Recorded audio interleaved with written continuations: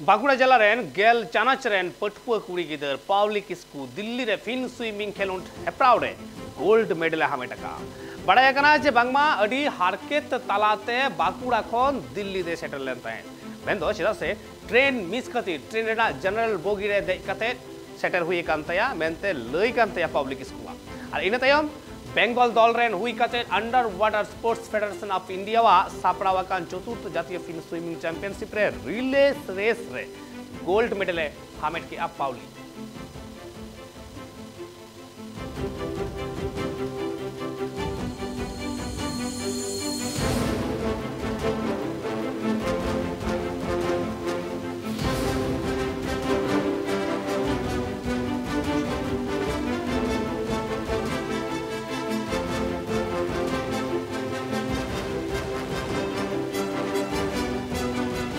Fin कॉम्पिटिशने 400 metre रिलेते first पता বাঁকুড়া থেকে দিল্লি যাওয়ার যে জার্নিটা কোনো কি বাধা এসেছিল?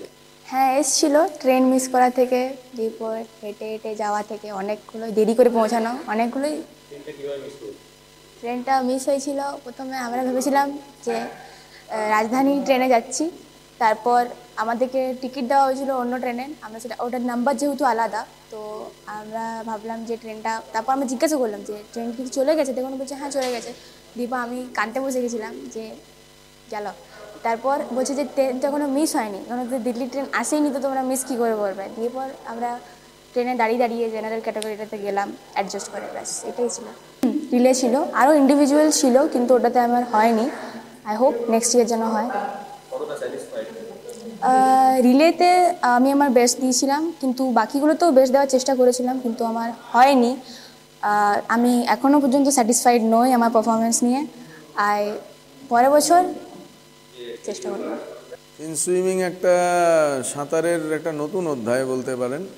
এখানে যেরকম পাউলি বলল যে একটা স্নরকেল থাকে যেটা দিয়ে শ্বাস নেওয়া ছাড়া করতে হয় এবং তার সঙ্গে দুটো ফিন্স পায়ে পড়তে হয়। এটা দুরকমভাবে হয়, ওটাকে যে দুটো পায়ে দুটো ফিন্স পরা এটাকে বাইফিন্স বলে। আবার একটা হয় মনোফিন, আমরা দেখেছি যে যেমন তিমি মাছের ল্যাজটা যেমন দেখতে হয় ঠিক সেরকম একটা জিনিসের মতো, মানে ওই রকমই দেখতে, সেটাও পায়ে পরে ওইভাবে সেটাকে মনোফিন বলে, সেইভাবে এটা করতে হয়। হ্যাঁ, এবং এই সাঁতারটা এমনি আমরা যে সাঁতার দেখি আর কি তার থেকে এটা অনেক